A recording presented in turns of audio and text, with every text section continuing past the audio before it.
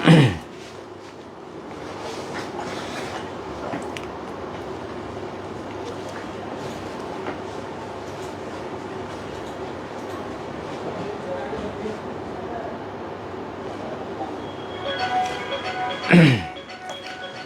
আসসালামু আলাইকুম। HSC 26 batch, বিশেষ করে চিটং স্টুডেন্টদের জন্য আজকে লাইভে আসা। আমি অফিসে বসেছিলাম কিছুক্ষণ, অর্থাৎ সন্ধ্যার 5টার পরেও আমার কাছে স্টুডেন্ট এসেছিল এইচএসসি 26 ব্যাচের। তো আসলে অনেক মানে একটা প্যারেশানি নিয়ে তোমাদের সাথে লাইভে আসলাম, কষ্ট আছে সাথে। তো এই মুহূর্তে তোমরা পরীক্ষা দিচ্ছ, তোমাদের অবস্থা আরও খারাপ। তো আমি চিন্তা করলাম যে ওদেরকে তো আলাদা করে কাউন্সেলিং করেছি, তোমাদের সাথেও যাতে একটু কাউন্সেলিং করা যায়, সেই কারণে মূলত আজকে লাইভে আসা। তো প্রথমে আসলে দুঃখ প্রকাশ করতেছি, কারণ এটা একটা দুর্যোগ। বিশেষ করে চট্টগ্রামের স্টুডেন্ট যারা দক্ষিণ চট্টগ্রামে আছো, বিশেষ করে সাতকানিয়া, বাঁশখালী, অনেকের বাড়িতে পানি এখনও, অনেকেই SMS করেছো, গতকালও SMS করেছো। তো যাদের সাথে আমার পার্সোনালি কথা বলার সুযোগ হয়েছে তাদের সাথে কথা বলেছি, বাট যাদের সাথে সুযোগ হয়নি তারা, যদি তোমরা লাইভটা দেখে থাকো তাহলে আমার কথাগুলো আজকে মনোযোগ দিয়ে শোনার চেষ্টা করবা। তো তোমরা যারা লাইভটা দেখতেছো তাদের যদি কোনো প্রবলেম থাকে বা কোনো কিছু থাকে তাহলে একটু কষ্ট করে কমেন্ট করে জানাইও, আমি এখনই তোমাদের প্রশ্নের আনসার দেবো ইনশাল্লাহ। আমি একটু দেখতেছি সাউন্ড ঠিক আছে কিনা, একটু জানাও তো আমাকে। সাউন্ড ঠিক আছে, ফাইন। আচ্ছা, প্রথমত হচ্ছে আজকে হচ্ছে 12 তারিখ, তোমাদের 13 তারিখে তোমাদের পদার্থবিজ্ঞান প্রথম পত্র পরীক্ষা হওয়ার কথা। আগামীকাল 13 তারিখ তোমাদের পদার্থবিজ্ঞান প্রথম পরীক্ষা হওয়ার কথা ছিল, কিন্তু চট্টগ্রাম বোর্ডে 16 তারিখ পর্যন্ত পরীক্ষা ক্যান্সেল করেছে। তার মানে তোমাদের 3টা পরীক্ষা, আমি সায়েন্স স্টুডেন্টদের জন্যই বলছি, 3টা পরীক্ষা তোমরা পেছানো। একটা হচ্ছে ICT, একটা ফিজিক্স ফার্স্ট পেপার এবং ফিজিক্স সেকেন্ড পেপার। তো তোমাদেরকে একটা মানসিক যন্ত্রণা। দ্বিতীয়ত হচ্ছে সিচুয়েশানটা অনেক খারাপ। সিচুয়েশান খারাপ আসলে সিচুয়েশানটা না দেখলে বোঝা যাবে না। প্রত্যেকেই আমরা দূর থেকে অনেক কিছুই মনে করি, কিন্তু যারা ওই জায়গায় আছে তাদের জায়গাটা ফিল করাটা আসলে অন্যরকম ব্যাপার। তো আমি এই ক্ষেত্রে বলতে চাই, বিশেষ করে যাদের বাড়িতে পানি উঠেছে বা দুর্যোগ প্রবণ এরিয়াতে আছো তোমরা, তোমাদের হয়তো অনেকের পড়ার জায়গাটুকুও নেই। তুমি যে আজকে পড়বা, কারেন্ট নাই, পড়ার জন্য যে একটা টেবিল সেটারও ব্যবস্থা নাই, এরকম অনেকেরই আছো। তো আসলে তাদেরকে কি বলবো, আমি কি বলে সান্ত্বনা দেবো, এটাও আমার ভাষা নেই, সোজা কথা। তো আমি প্রথমে এটাই বলতে চাই, যারা ওই অঞ্চলে অবস্থা সম্পন্ন, যাদের বিল্ডিং ঘর আছে বা যাদের বাড়িতে পানি উঠে নাই, তাদের সহপাঠীরা বা তাদের কোনো আত্মীয় স্বজন বা তাদের এলাকার যদি কারো এরকম পড়ার ব্যবস্থা না থাকে, আমি অন্ততপক্ষে অনুরোধ করব যে তাদেরকে একটু সহযোগিতা করেন। বিশেষ করে যারা ওই অঞ্চলগুলোতে আছেন, যাদের বাড়িতে একটু অবস্থা সম্পন্ন, বিশেষ করে যাদের একটু পড়ার জায়গা আছে বা ওরা একটু, যারা পরীক্ষার্থী আছে, এইচএসসি পরীক্ষার্থী, তাদেরকে একটু সহযোগিতা করেন। এটা হচ্ছে আমার প্রথম দাবি। কারণ তাদের তো পড়তে হবে, পরীক্ষা হয়ে যাবে, তো কিন্তু তারা যদি পড়তে না পারে এটা তো কেউ দেখবে না, রেজাল্টে একটা বিশাল ইম্প্যাক্ট হবে। তো এই ক্ষেত্রে আমি আরেকটা দাবি করতে চাই, আমার এই ভিডিওটা যদি সরকারের সংশ্লিষ্ট মন্ত্রণালয় দেখে, তাহলে আমি এখানে আরেকটা দাবি করতে চাই যে যেহেতু লেভেল প্লেইং ফিল্ড দরকার, তাহলে চিটংয়ের এই বাচ্চারা, তাদের এই সিচুয়েশনের কারণে তারা আশানুরূপ রেজাল্ট নাও করতে পারে। এক্ষেত্রে ভর্তি পরীক্ষা বা অন্য অন্য জায়গার ক্ষেত্রে তাদের যে ভর্তি পরীক্ষার যে কাটমার্কগুলো, যে এত নাম্বার হলে এই জায়গায় পরীক্ষা দিতে পারবে, এত নাম্বার হলে এই জায়গাতে পরীক্ষা দিতে পারবে, আমার দাবি হচ্ছে চট্টগ্রামের এই স্টুডেন্টগুলোর জন্য কাটমার্কসটা কমিয়ে দেওয়া। রেজাল্ট কেমন হবে আমি বলছি না যে রেজাল্ট খাতা কাটাইতে নাম্বার বাড়িয়ে দেন, এটা আমি বলছি না, এটা অনৈতিক। আমি বলছি এই সিচুয়েশান যারা অবজার্ভ করছে তাদের ভর্তি পরীক্ষাতে যে যোগ্যতা দরকার সেই যোগ্যতাটা কিছুটা কমিয়ে দিন। অর্থাৎ যে অন্য অন্য বিভাগে যাদের একটা সাধারণ যোগ্যতা থাকে, চিটং এরিয়ার জন্য ওই যোগ্যতাটা একটু কমায় দিতে বলছি, আমি দাবি রাখছি। এটা আমি জানি না, আমার ছাত্রছাত্রী যদি শুনে থাকো, এটা আওয়াজ তোলা উচিত আমি মনে করি। কারণ এই সিচুয়েশানে সত্যিকার অর্থে 100% প্রিপারেশন থাকার পরও ভালো রেজাল্ট সম্ভব হয় না, এটা খুবই টাফ, এই কন্ডিশনটা খুবই টাফ, এটা আসলে বলে বোঝানোর অপেক্ষা রাখে না। তো কারো কোনো প্রশ্ন থাকলে আমাকে একটু বলিও।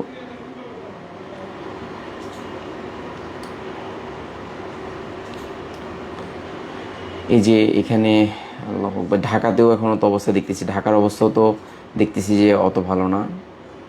এই যে এখানে ঢাকার অবস্থা মনে হয় এখন লাইভে দেখা যাচ্ছে, রাইট?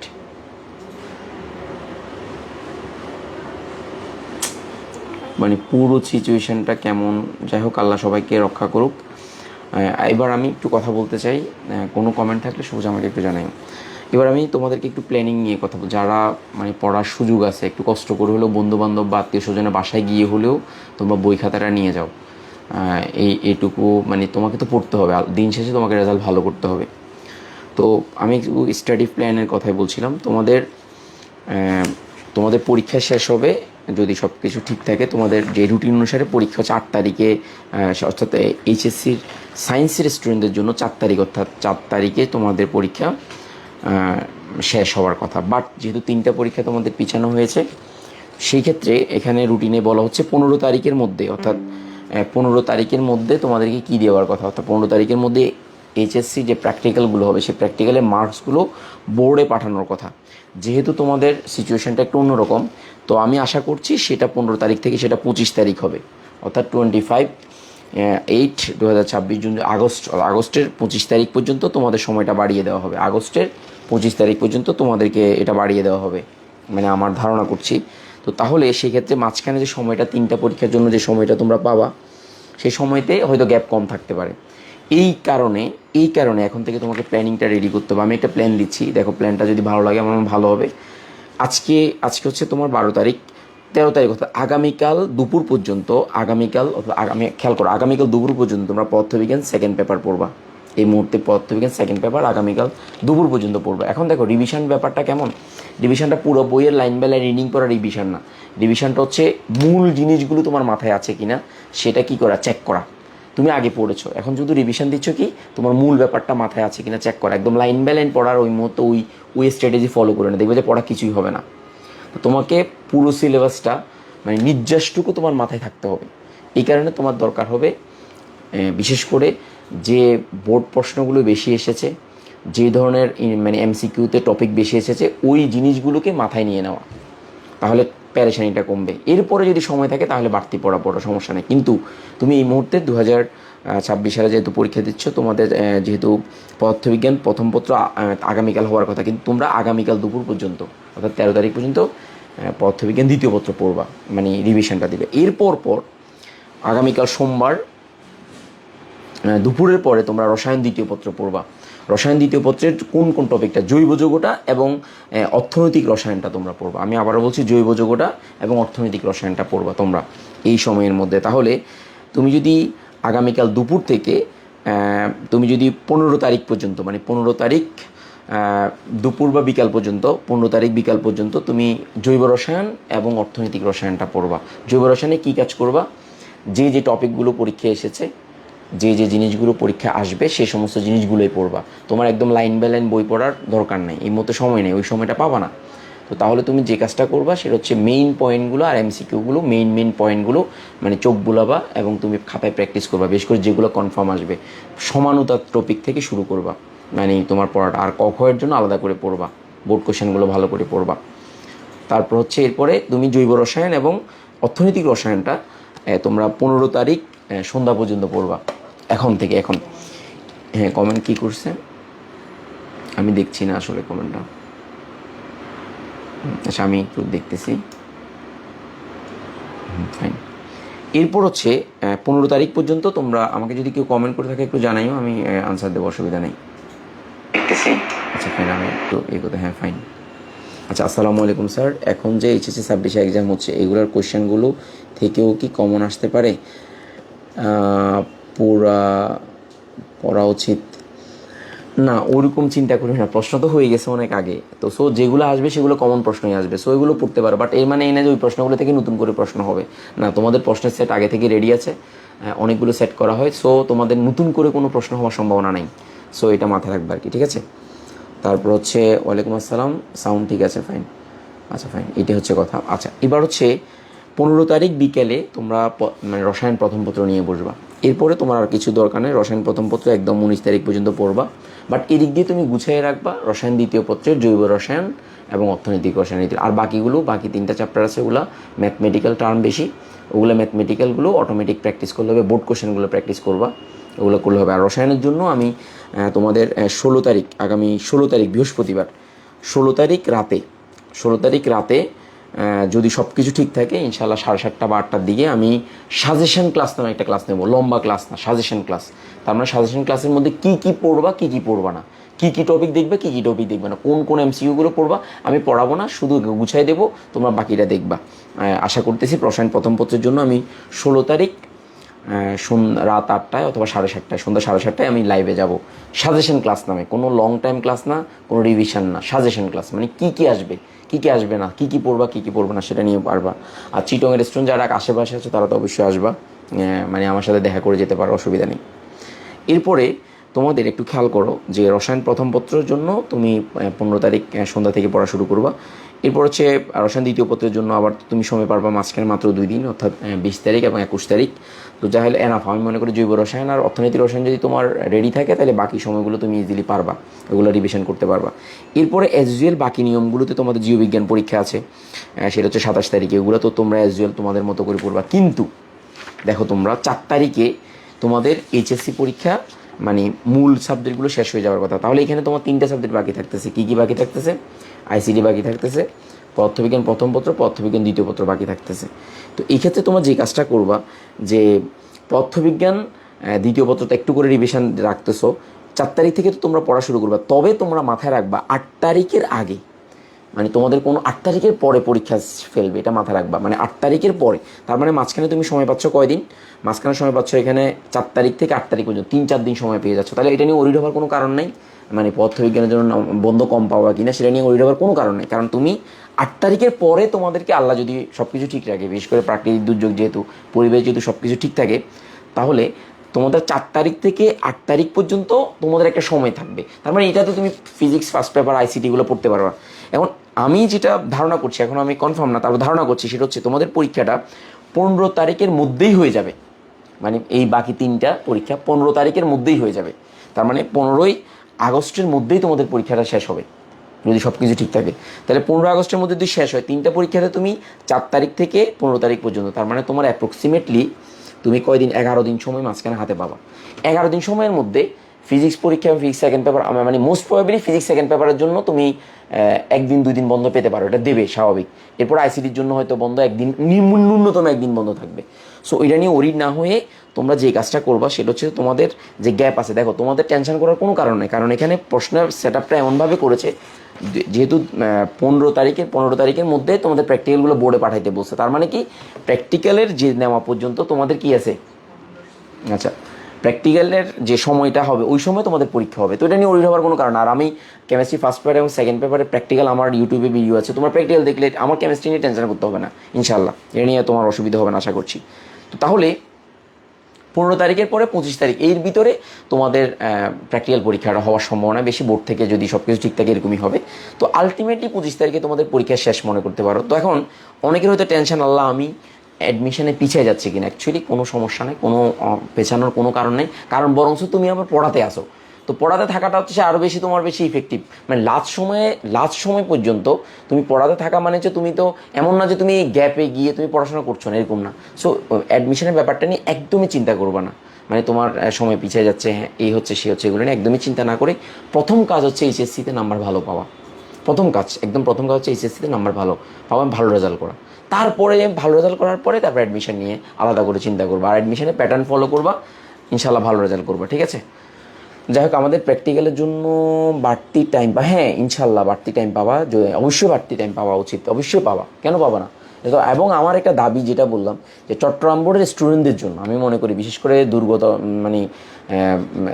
মানে যেসব দুর্যোগ প্রবণ যে এরিয়াগুলো আছে ওয়েস্ট, মানে পুরো চট্টগ্রাম বোর্ডের জন্য আমি মনে করি স্পেশালভাবে একটা কোটা রেখে পাশে দিয়ে লিখে দেওয়া উচিত যে চট্টগ্রাম বোর্ডের জন্য বুয়েটে কাটমার্কস মনে করো যদি অন্য অন্য স্টুডেন্টদের জন্য 95 হয়, চট্টগ্রাম বোর্ডের স্টুডেন্টের জন্য 90 হওয়া উচিত, বা পাশে দিয়ে লিখবে 90 চট্টগ্রাম বোর্ডের জন্য। তো তাহলে হবে কি লেভেল প্লেইং ফিল্ড হবে, এবং এটা তোমরা আওয়াজ তুলতে পারো। আমি মনে করি যে চট্টগ্রাম বোর্ডের যে মার্কস ডিস্ট্রিবিউশনের ক্ষেত্রে বিশেষ করে অ্যাডমিশন টেস্টগুলোতে তাহলে এটাই দরকার আমি মনে করি, যেহেতু লেভেল তখন একটা মানে আমার মনে হয় মানে একটা ইয়ে হবে, তোমার ডিসক্রিমিনেশন হবে না। তো সো এটা তোমরা আওয়াজ তুলতে পারো যে তোমাদের জন্য ভর্তি পরীক্ষা, বিশেষ করে বুয়েটের ক্ষেত্রে নাম্বারটা দেখে, বুয়েটের ক্ষেত্রে। তারপর হচ্ছে মেডিকেলে তো এ প্লাস পেলে হয়, এটা ব্যাপার। তোমরা আবার অন্য অন্য বিশ্ববিদ্যালয়গুলোতে এত পয়েন্টের কম পেলে হয় না, এরকম একটা ব্যাপার আছে। আমি মনে করি যে মানে যে কাটমার্কস যেটা আছে সেটার থেকে চট্টগ্রাম বোর্ডের স্টুডেন্টদেরকে কিছুটা ছাড় দেওয়া যেতে পারে, আমি এটাই দাবি করছি, যাতে এই রিকভার, এই ব্যাপারগুলো রিকভার হওয়ার জন্য। অ্যাকচুয়ালি যাদের কষ্ট তাদের তো অ্যাকচুয়ালি কষ্ট, এটা তো ফিল করার কেউ নাই, আমি তুমি কেউ নাই, সরকার আছে, সবাই আছে, কিন্তু আসলে ফিল করার মতো কোনো ব্যক্তি নাই আশেপাশে। তো এই কারণে তোমাদের প্রতি স্যারের সমবেদনা থাকলো, এবং তোমাদের আশেপাশে যারা আছে, বিশেষ করে বন্ধুবান্ধব যদি ভালো অবস্থা সম্পন্ন থাকে, আমি মনে করব তোমার কোন বন্ধুটা তার বাসায় পানি উঠছে, সে খেতে পারছে না, খবর নাও। দেখো, একটা বাইরে থেকে একটা মানুষ এসে সহযোগিতা করাচ্ছে, প্রতিবেশীরা যারা অবস্থা সম্পন্ন, বিশেষ করে দক্ষিণ চট্টগ্রামের মানুষদের অধিকাংশই দেশের বাইরে, দুবাই প্রবাসী, মানে বিশেষ করে তারা অধিকাংশ মানুষই প্রবাসে থাকে। তো আমি আশা করব যারা প্রবাসে আছেন তারা আপনাদের প্রতিবেশীদের খোঁজ নেন, যাদের যাদের যাদের ঘরটা কাঁচা ঘর, যাদের ঘরে পানি উঠছে, যাদের ঘরটা মাটির ঘর, যাদের ঘরে পানি উঠে কোনো পরিবেশ নাই, তাদেরকে টেনে আনেন, ডেকে নিয়ে আসেন। ওরা বলবে না আপনাকে, যে বলবে না যে আমাকে জায়গা দেন, এটা কখনোই বলবে না, অধিকাংশ ক্ষেত্রে বলবে না। আপনাদেরকে আগে এগিয়ে আসতে হবে, বলতে হবে যে আমার এই প্রতিবেশী, এটা দায়িত্ব আমি নেব। এইভাবে যদি আপনারা নেন, আমার মনে হয় যে দুর্যোগটা থাকবে না। তো আমরা আমি জানি কিছু কিছু অঞ্চলের মানুষের মানে অল্প অল্প কিছু সংখ্যক মানুষ হলেও কি আছে, অবস্থা সম্পন্ন আছে, বিল্ডিং ঘর আছে, তো তাদেরকে জায়গা দেবেন। আমরা যখন 2023 সাল বা 24 সালে যে বন্যা হলো, 24 সালে বন্যা যে হলো আমাদের মিরেশ্বরাইতেও আমি গেছিলাম আমাদের এলাকাতে, এরকম দেখা যাচ্ছে একটা বিল্ডিং বাড়িতে আশেপাশের মানে মোটামুটি 50-60টা পরিবারকে জায়গা দিছে, নিচ থেকে জায়গা দিছে। তো আপনারাও জায়গা দেন, এভাবে করেন। অথবা কারো যদি এইচএসসি পরীক্ষা না থাকে বা অন্য কোনো না থাকে, শহরে যদি কোনো আত্মীয় স্বজন থাকে যাদের বাসায় পানি ওঠে না, তাদেরকে ডেকে নিয়ে আসেন। এখন এই মুহূর্তে সাপে কামড় দেওয়ার একটা থাকে, মানে একটা প্রবলেম হতে পারে। তো আপনারা ওই যে সাপে কামড় দেওয়ার যে ওষুধগুলো, যারা ডাক্তার আছেন তারা এগুলো রাখতে হবে, আত্মীয় স্বজনকে সচেতন করতে হবে এই ব্যাপারগুলো নিয়ে। তো এগুলো আসলে সম্মিলিত প্রচেষ্টাই পারে আমাদের দুর্যোগকে রক্ষা করতে। আল্লাহ মানে দুর্যোগ যে এটার যে ক্রাইসিস আছে, সেই ক্রাইসিস মোমেন্ট থেকে আমাদেরকে সহজ মোমেন্টে আসার জন্য সহযোগিতা যদি করি, তাহলে আমার মনে হয় বেটার হয়। দ্যাটস ইট, আর কোনো কথা নেই, এগুলো হচ্ছে কথা। যাই হোক, আর কেউ কোনো কথা বলছে না? অটোপাস হবে না, এটা তো অটোপাস হবে না, এটা এত আশা করিও না প্লিজ, এটা করিও না। দিন পাল্টাইছে, চ্যালেঞ্জ নিতে শিখো। অটোপাস কেন চিন্তা করবা? চ্যালেঞ্জ নিতে শিখো, ইনশাল্লাহ দেখবা সব কিছু ঠিক হয়ে যাবে। চ্যালেঞ্জ নিতে শিখো, দেখবা যে সব কিছু ঠিক হয়ে যাবে, ঠিক আছে? আচ্ছা, মহিতোষ পসপন করা হবে না? মহিতোষ, তুই অনেক ভালো করবি, তুই টেনশন করিস না, ইনশাল্লাহ পসপন করার দরকার নেই, ঠিক আছে? না পসপন, না এটা করিও না।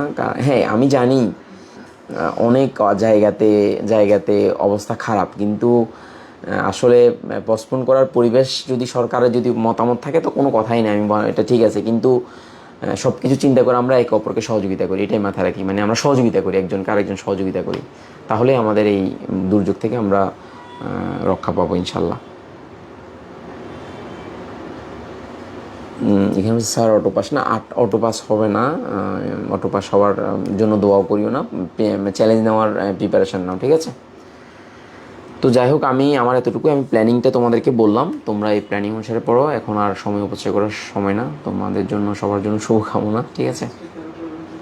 আর কেমিস্ট্রিকে আরও প্রবলেম থাকলে আমার অফিসে চলে আসবে, আমি আছি, আমি হেল্প করতে রাজি আছি, ঠিক আছে? তোমরা যাদের কোনো প্রবলেম আছে অফিসে আসো, আমি হেল্প করবো ইনশাল্লাহ, ঠিক আছে? হ্যাঁ, মূল বইয়ের এমসিকিউ, বোর্ড কোশ্চেনগুলো বেশি পড়বা। বোর্ড কোশ্চেন থেকে মানে 25টার মধ্যে বোর্ড কোশ্চেন থেকে 18 থেকে 20টা কমন পাবা। তো 18 থেকে 20টা কমন পেয়ে গেলে বাকিগুলো অটোমেটিক পারবা। বোর্ড কোশ্চেন বেশি করে পড়বা, মানে যারা একদমই সময় পাচ্ছ না তারা বোর্ড কোশ্চেনগুলো পড়ে যাবা। হাজারি স্যারের মানে তোমাদের মানে যে প্রত্যেকটা অধ্যায়ের যে লাস্টে যে অনুশীলনীর প্রশ্নগুলো আছে, এই এমসিকিউগুলো প্র্যাকটিস করে যাবা। কোশ্চেন কয়েক সেট করা থাকে, আমাদের কমন গ্যাস করা যায়, ইনশাল্লাহ কমন হবে, এটা নিয়ে টেনশন করিও না, ইনশাল্লাহ টেনশন করিও না, ঠিক আছে? তা আমি সবার জন্য শুভকামনা, ঠিক আছে? সবাই ভালো থাকো, আসসালামু আলাইকুম সবাইকে।